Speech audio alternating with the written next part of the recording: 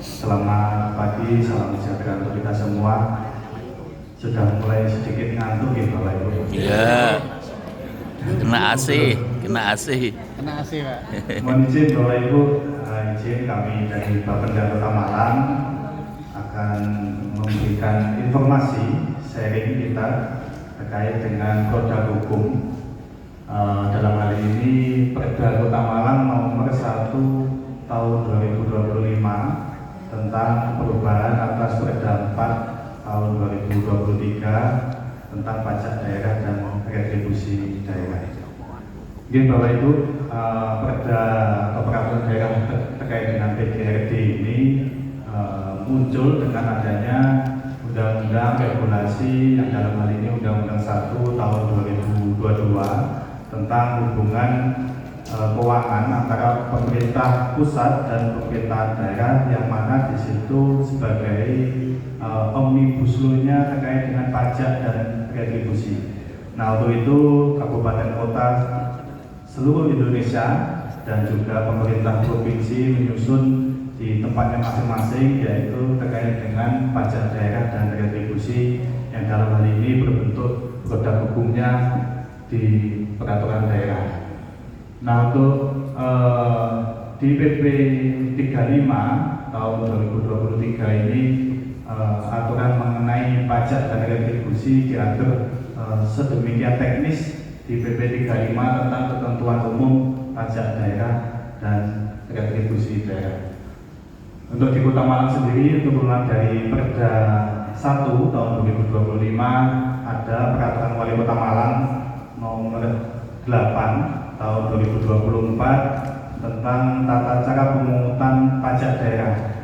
Jadi terkait dengan mekanisme pemungutan pajak daerah itu diatur di Perwal 8, dan kemudian terkait dengan tata cara pemungutan retribusi daerah itu diatur di Perwal 9 tahun 2024. Next, Mas.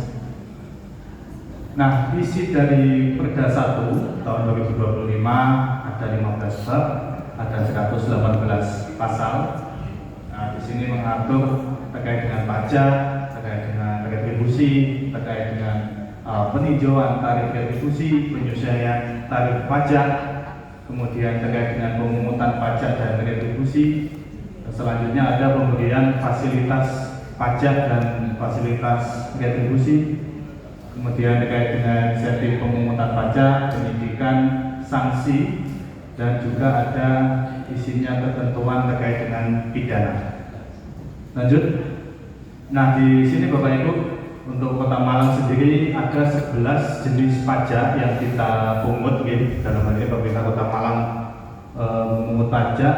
Yang pertama terkait dengan PBB, pajak bumi dan bangunan, kemudian ada BPHTB, biaya perolehan hak atas tanah dan bangunan, kemudian ada PBJT, pajak barang dan jasa tertentu atas makanan dan minuman yang dulu dikenal dengan pajak resto, kemudian ada PBJT jasa perhotelan atau pajak hotel, kemudian ada PBJT tenaga listrik, PBJT kesenian dan hiburan, kemudian ada PBJT jasa parkir atau pajak parkir, kemudian ada pajak reklame, pajak air tanah, dan juga di tahun 2025 ini ada sesuai dengan regulasi yang baru ada tambahan 2 mata pajak, yaitu option PKB pajak kendaraan bermotor dan option BPNKB biaya balik nama kendaraan bermotor. Lanjut. Nah, di sini di dalam perda itu ketentuan terkait dengan PBB pajak bumi dan bangunan, NJOB DKP nilai jual objek pajak tidak kena pajak itu 10 juta. Kemudian tarifnya PBB P2 itu single tarif Bapak Ibu 0,2% per tahun. Kemudian untuk tarif PBB P2 untuk lahan produksi pangan dan ternak ditetapkan 0,0275% per tahun. Kemudian terkait NJOB nilai jual objek pajak itu sesuai ketentuan Undang-Undang HKPD Undang-Undang 1 tahun 2022 diupdate setiap 3 tahun. Kemudian NJKP nilai jual kena pajak ditetapkan sebagai ditetapkan oleh wali kota sebagai dasar perhitungan PBB tersebut. Kemudian terkait dengan PBB ada NJOP TKP, nilai jual objek pajak tidak kena pajak itu hanya diberikan satu objek PBB. Kemudian untuk pemanfaatan bumi bangunan yang ramah lingkungan yang merupakan bangunan atau cagar budaya dapat diberikan pengurangan PBB-nya maksimal 50% dari tarif PBB tersebut. Lanjut. Nah di sini mengatur juga terkait dengan BPHTB, biaya perolehan hak atas tanah dan bangunan, nilai pokok objek pajak tidak kena pajak itu 80 juta untuk waris, dan hibah wasiat dalam garis keturunan derajat ke atas atau ke bawah diberikan 400 juta. Kemudian NPO PTKP hanya diberikan untuk perolehan pertama. Selanjutnya tarif BPHTB tersebut sebesar 5%, dan saat terutang BPHTB untuk jual beli saat ditandatanganinya BPJT. Lanjut. Nah di Perda 1 tahun 2025 tentang perubahan atas Perda 4 tahun 2023, di sini juga mengatur terkait BPJT Bapak Ibu, pajak barang dan jasa tertentu. Ada makanan minuman, jasa perhotelan, kemudian ada tenaga listrik, kemudian ada hiburan, kesenian, dan jasa parkir, yang kesemuanya ini tarifnya sama Bapak Ibu, 10% tarif untuk BPJT tersebut. Kemudian khusus BPJT makanan minuman yang semula dipungut dengan minimum omset 5 juta itu sesuai dengan Perda 1 tahun 2025 itu diubah menjadi batasan omset itu 15 juta, baru wajib pajak tersebut ada kewajiban untuk membayar pajaknya. Semisal contoh ada usaha resto atau kafe yang dulunya omset 5 juta, ada kewajiban untuk membayar pajak 10%. Nah ini di Perda 1 ini diubah menjadi 15 juta, baru ada kewajiban untuk membayarkan pajaknya. Nah kemudian untuk khusus untuk tarif BPJT jasa hiburan Bapak Ibu, itu ada diskotik, karaoke, kelas malam, spa, dan itu ditetapkan tarifnya sebesar 50%. Kemudian ada tarif BPJT atas tenaga listrik. Di sini ada konsumsi tenaga listrik dari sumber lain, semisal industri, pertambangan minyak bumi dan gas alam, itu ditetapkan sebesar 3%, dan konsumsi tenaga listrik yang dihasilkan sendiri itu 1,5%. Lanjut, di sini ada pajak air tanah Bapak Ibu, pajak air tanah tarifnya 20%. Kemudian dasar pengenaan pajak air tanah itu dari NPA, nilai perolehan air tanah, yang ditetapkan sesuai dengan peraturan Gubernur Jawa Timur nomor 2 tahun 2022. Kemudian pajak reklame tarifnya 20%, dan saat terhutangnya pajak reklame itu saat terjadinya penyelenggaraan reklame. Reklame berjalan mengikuti tempat usaha penyelenggara reklame terdaftar. Kemudian yang terakhir ada option PKB dan option BPNKB. Option PKB dan BPNKB yang masuk ke kabupaten kota itu sebesar 66%, dan diberlakukan mulai Januari tahun 2025 ini Bapak Ibu. Lanjut. Nah ini sebelum menginjak ke retribusi daerah, tadi lupa saya mau menyampaikan Bapak Ibu terkait dengan PBB. Dalam hal ini semisal Bapak Ibu PBB atau SPPT PBB-nya ketelesut atau hilang atau lupa harus di mana, itu Bapak Ibu bisa mendownload dan mencetak sendiri SPPT-nya itu melalui pajak.malangkota. www.go.id/SPPT. Nah, di sini ada tulisan ESPPT Bapak Ibu. Itu tinggal diklik, coba Mas, minta tolong. Oh, nggak jelas ya. Wah, ini nanti coba dibuka ya Bapak Ibu, pajak.malangkota.go.id/SPPT. Nah, di sini langsung muncul seperti ini Bapak Ibu. Tinggal Bapak Ibu memasukkan NOP-nya, nomor objek pajak, kemudian mengisi capta atau angka yang di situ. Nah, di situ nanti Bapak Ibu bisa melihat SPPT PBB-nya secara digital, bisa di-download. Kalau mau dicetak ya bisa dicetak. Nah, itu ini bisa mempermudah misal Bapak Ibu membutuhkan SPPT PBB namun lupa atau hilang atau bagaimana, itu bisa dilihat Cetak. di sini. Oh, itu Nah, di tadi. sini juga Bapak Ibu bisa melihat riwayat pembayaran PBB Bapak Ibu semua. Mulai tahun 2019 ya, 94 sampai 2025 itu bisa kelihatan Bapak Ibu sudah membayar PBB-nya apa belum, ada tunggakan dan sebagainya, itu bisa dilihat melalui aplikasi ini Bapak Ibu. Kemudian kalau mau cetak di tulisan cetak SPPT. Nah, di sini Bapak Ibu bisa melihat SPPT PBB-nya masing-masing tempat, rumah Bapak Ibu, bangunan. Nah, itu bisa di-download ataupun dicetak masing-masing. Nah, di sini selanjutnya kami teruskan ke retribusi Bapak Ibu. Mungkin Bapak Ibu tahu bedanya pajak sama retribusi itu nopo? Ada yang tahu Bapak Ibu? Bedanya pajak sama retribusi. Ya beda, Pak. Nah, ini Bapak Ibu, pajak seperti yang saya sampaikan tadi, Tahunan. ada 11 jenis pajak di Kota Malang. Itu apabila Bapak Ibu membayar pajaknya, itu tidak bisa diterima impact atau dampaknya langsung ke Bapak Ibu secara bersamaan atau dalam waktu yang bersamaan. Seperti itu. Nah, kalau retribusi Bapak Ibu sebagai contoh retribusi TJU, parkir tepi jalan umum.